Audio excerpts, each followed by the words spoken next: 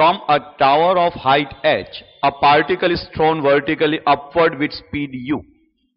The time taken by the particle to hit the ground is n times that taken by it to reach the highest point of its path. Relation between h, u and n is. So it is the problem based on motion under gravity, this kinematics problem. In such kind of problem, it is always important to consider the position of the object initially as a reference. So this becomes the reference in our case. From the selected reference, the important point is this, that all upward direction will be treated positive and all the downward direction will be treated negative. Now, it is given to us that time taken by the particle to hit the ground is n times that taken by the particle to reach the highest point. This is the position from which the particle is going to reach the highest point. Suppose this is the position A and particle is going to reach position B. It is projected upward with velocity u. Let us say that it takes time t to reach point B. From equation of uniformly accelerated motion, because in this case we very well know that object will be under uniform acceleration which is be provided by gravity. So we can write v equal to v0 plus at, where v0 is the initial speed, v is the final speed or velocity. Now final velocity is going to become equal to 0. Initial velocity, it is in upward direction, so we will write that as u, which is given to us. A, that is acceleration. Acceleration is acting in the downward direction, so we will write minus g into time t. We have to understand t is the time taken by the particle to reach the highest point, so that gives us t is equal to u by g.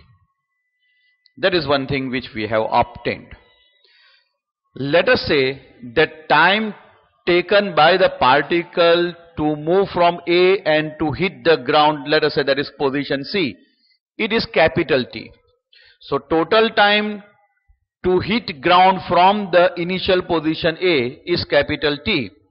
So relation that is given to us is that total time t is equal to n times the time taken to obtain maximum height. That also gives us t equal to n. Instead of small t, we can write u by g.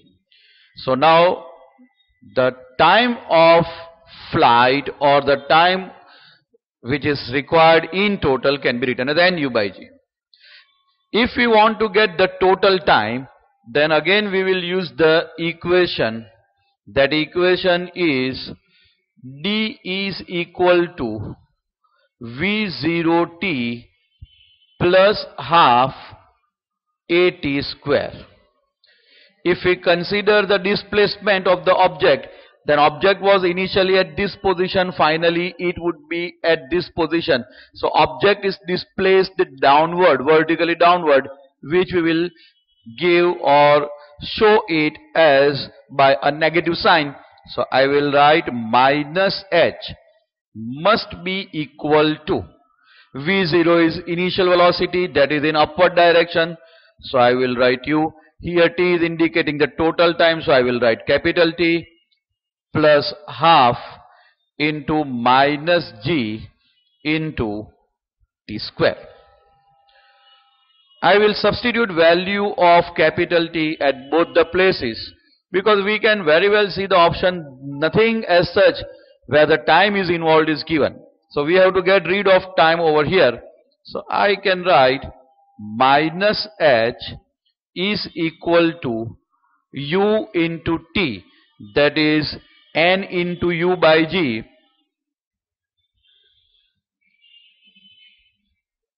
minus half g. Instead of t square, I can write n square u square by g square. So 1g will get cancelled out over here.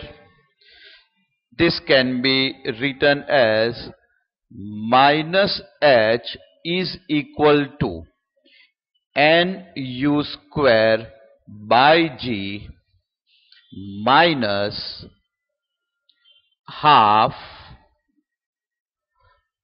n square u square by g. So this g being common in denominator, we can shift it on the left hand side. So we get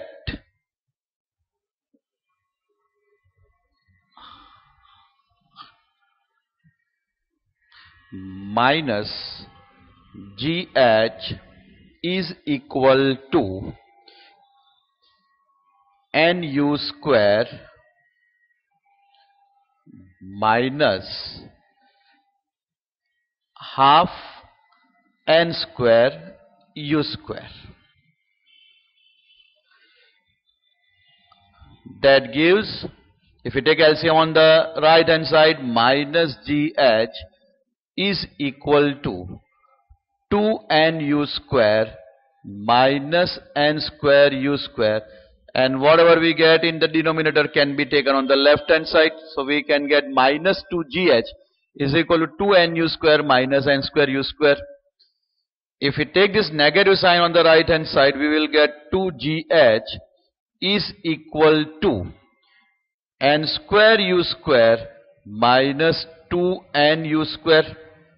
So 2gh is equal to, now nu square can be taken common, and into bracket we can write n minus 2.